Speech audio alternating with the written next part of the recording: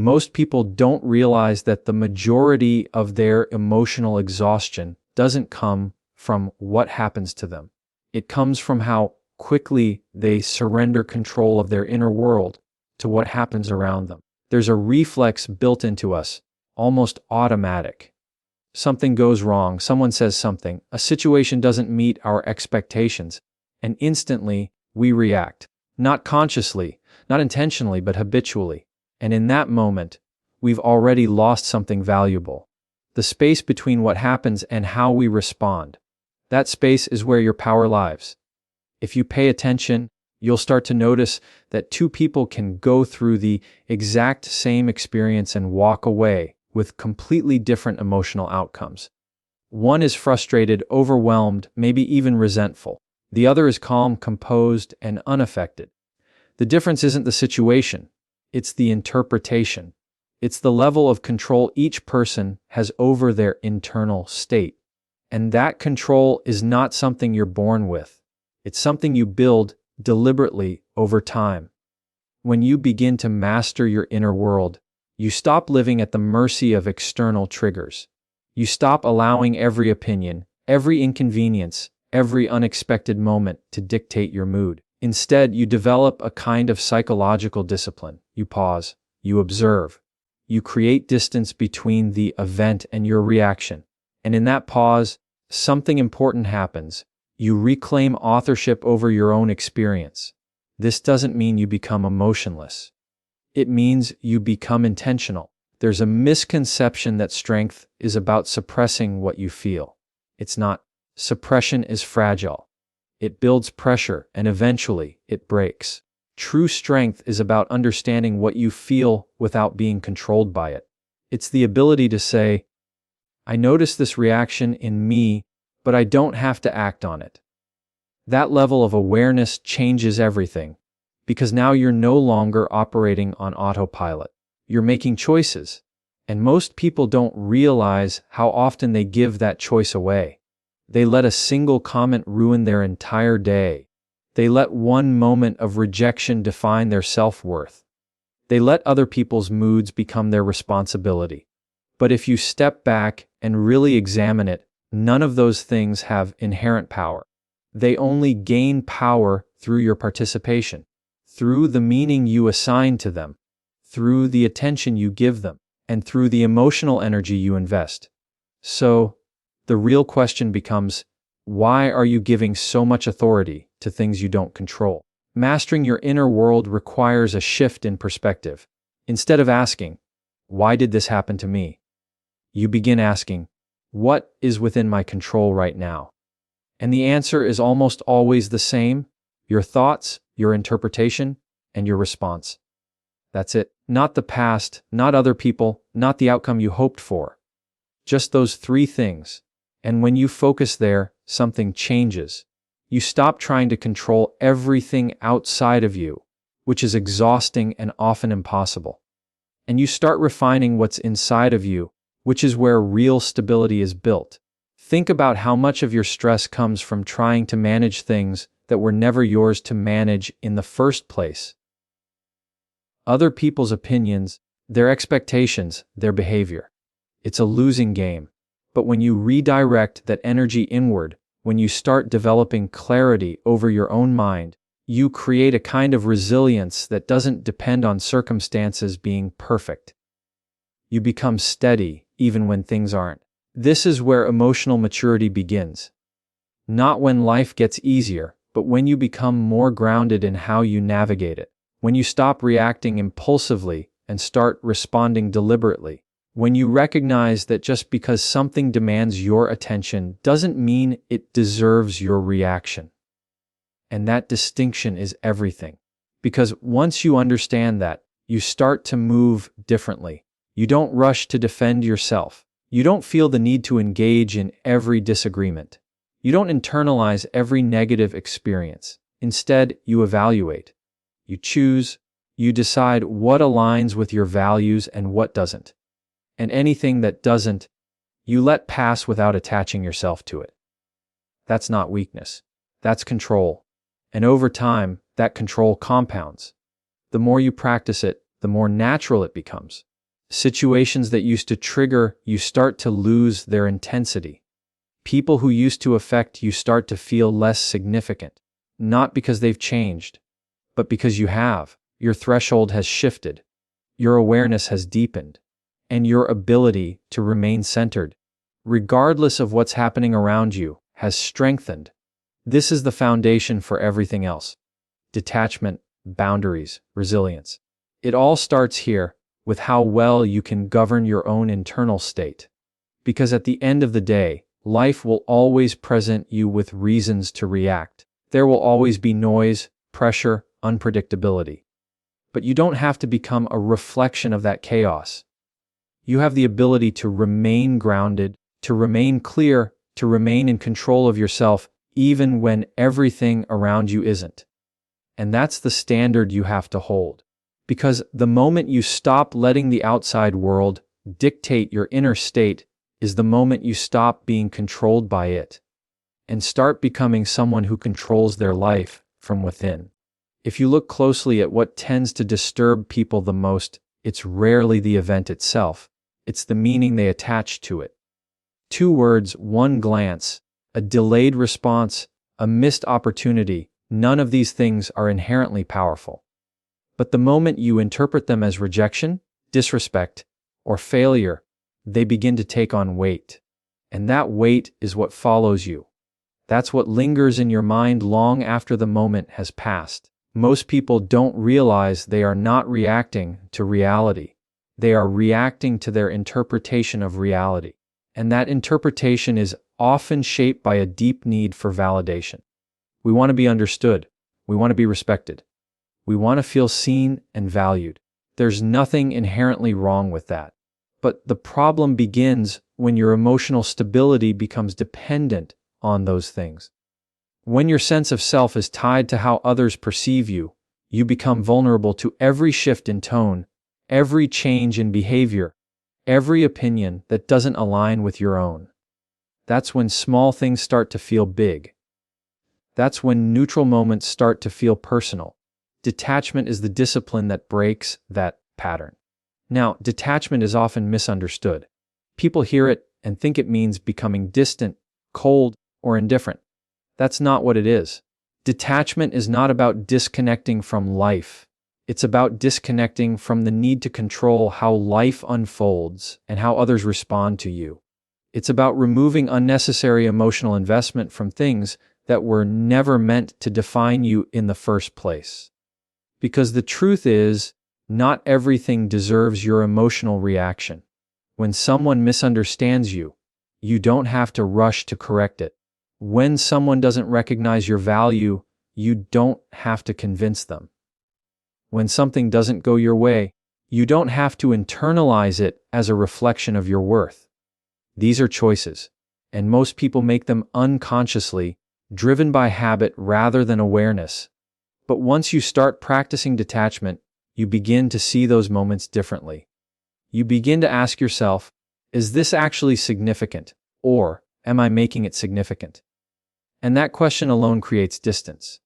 It interrupts the automatic response. It gives you a chance to evaluate instead of react. A lot of emotional suffering comes from overinterpretation. We read too much into things. We assign intent where there may be none. We create narratives that reinforce our insecurities.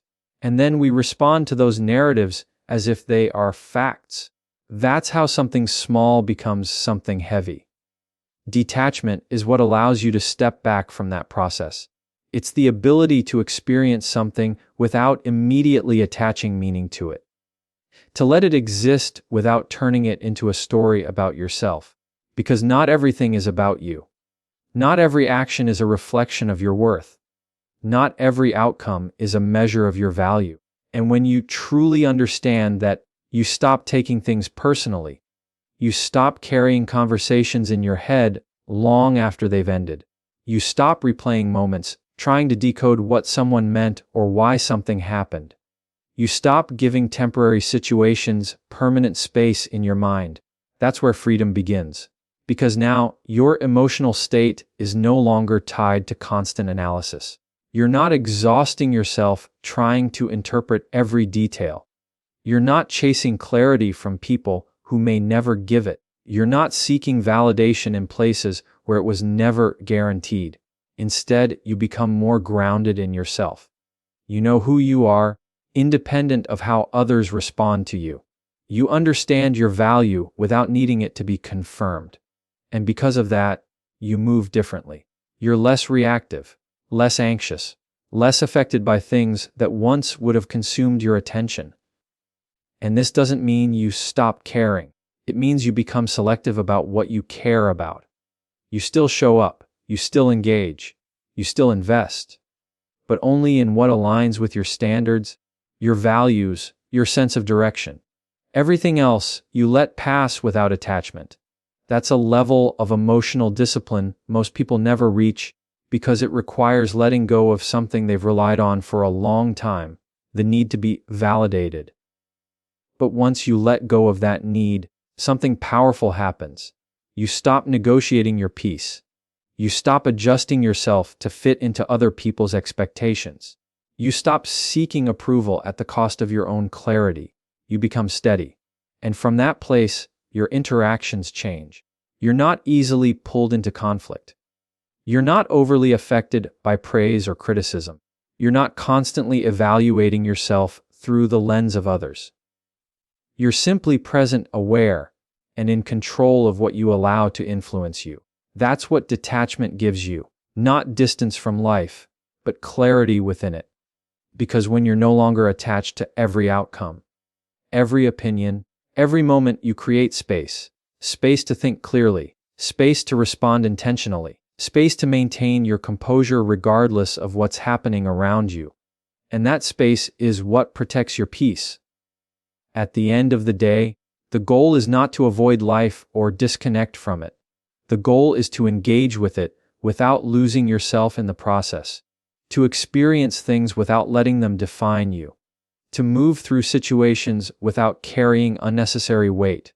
Because the less meaning you attach to what doesn't matter, the more control you gain over what does. And that's where real emotional freedom begins. At some point, if you're paying attention to your own life, you start to notice a pattern. Most of the stress you carry doesn't come from what people do, it comes from what you allow. Not consciously, not deliberately, but gradually, over time. You allow certain comments to sit with you longer than they should. You allow certain people to take up more mental space than they've earned. You allow access to your time, your energy, your attention, without ever really questioning whether it should be given in the first place. And that's where boundaries come in, not as something you announce to the world, but as something you quietly enforce within yourself. Because the strongest boundaries are not verbal, they're behavioral. They're reflected in what you tolerate, what you engage with, and what you walk away from without explanation. Most people think boundaries are about controlling others, telling people how they should act, what they should say, how they should treat you. But that approach rarely works because you don't control other people. You control your response to them. You control the level of access they have to you. And more importantly, you control how much of their behavior you internalize. That's the part that often gets overlooked. You can set all the external boundaries you want, but if internally you're still absorbing everything, every criticism, every tone, every shift in behavior, then those boundaries are fragile. They look strong on the outside, but internally they're still being crossed. Real boundaries are internal first. They begin with a decision, not everything gets access to me. And that decision changes how you move through the world. You stop feeling obligated to respond to everything. You stop engaging in conversations that don't serve you. You stop trying to correct every misunderstanding or defend every point. Instead, you become more selective, more deliberate. You start asking a different question. Not, how do I handle this? But, does this even deserve my attention? That question alone filters out a significant amount of unnecessary stress. Because the truth is, people will test you. Sometimes intentionally, sometimes without even realizing it. They'll project their frustrations onto you. They'll misinterpret your actions. They'll bring their own unresolved issues into your space. And if you're not careful, you'll start carrying things that were never yours to carry. Boundaries are what prevent that transfer. They allow you to recognize, this belongs to them, not to me. And once you see that clearly, you stop internalizing it. You observe it, you acknowledge it, but you don't absorb it. There's a difference. Absorbing means it becomes part of your emotional state. Observing means it remains separate from you, and that separation is what protects your peace. When you don't have strong internal boundaries, everything starts to feel personal. Every comment feels like a judgment. Every disagreement feels like a conflict. Every moment of tension feels like something you need to resolve. But when your boundaries are clear, you don't experience things the same way.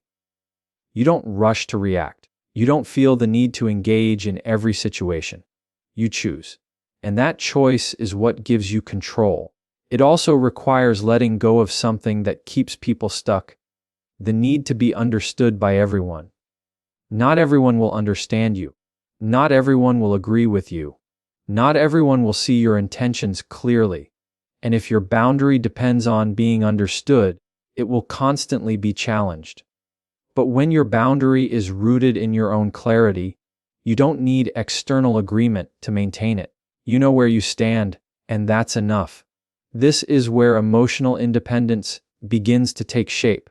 You're no longer adjusting yourself to accommodate every personality or situation.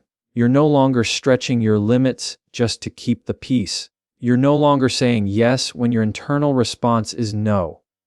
Instead, your actions start to align with your standards. And that alignment creates consistency. People begin to recognize what you tolerate and what you don't. Not because you've explained it repeatedly, but because you've demonstrated it clearly. And over time, that consistency reduces friction. Not because people change, but because your boundaries are no longer negotiable. But here's the part that requires honesty. Setting boundaries often feels uncomfortable at first, especially if you're used to being accommodating, understanding, or available. You might feel like you're being too distant, too firm, even unfair. But that discomfort is not a sign that you're doing something wrong. It's a sign that you're doing something different. And different takes time to feel natural. Because what you're really doing is retraining your mind to prioritize your own stability over external approval. You're shifting from a pattern of reaction to a standard of intention. You're deciding that your energy is not something to be distributed freely, but something to be invested carefully. And that shift changes everything. You become less reactive because fewer things reach you.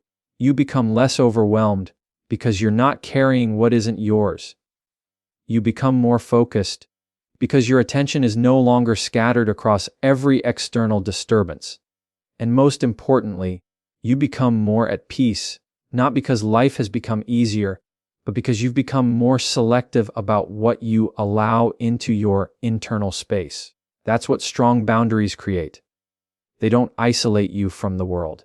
They position you within it, clearly, confidently, and without unnecessary compromise. Because at the end of the day, people will always have opinions. Situations will always be unpredictable. There will always be moments that could pull you out of your center, if you let them. But when your boundaries are solid, those moments lose their ability to disrupt you. They pass through instead of settling in. And that's the goal. Not to control everything around you, but to control what stays with you after it's gone. Because the less you allow to cross your internal boundaries, the more you protect what actually matters, and that is your peace, your clarity, and your control over your own life. There's a final layer to this idea that most people overlook, and it's the one that quietly determines whether everything you've built internally actually holds under pressure. It's one thing to control your reactions, to detach from unnecessary meaning, to set boundaries. But it's another thing entirely to maintain that standard consistently, especially when life becomes unpredictable. Because it will. There will be moments when things don't just test your patience, they challenge your identity. Situations that feel unfair, people who push past your limits, outcomes that don't reflect the effort you've put in. And in those moments, your instinct will always try to pull you back into old patterns. Reacting quickly, taking things personally, lowering your standards just to relieve the discomfort. That's where discipline becomes non-negotiable. Not discipline in the external sense. Routine, structure, productivity. But internal discipline. The ability to hold your standard even when it's inconvenient. Even when it would be easier to react. Even when no one would blame you for losing control. Because consistency is what turns these ideas from concepts into identity. Anyone can stay calm when things are going well. Anyone can be composed when they feel respected, understood, and in control. But the real measure of emotional strength is how you operate when those conditions disappear. When you're misunderstood. When you're frustrated. When you're tired, mentally and emotionally. That's when your habits reveal themselves.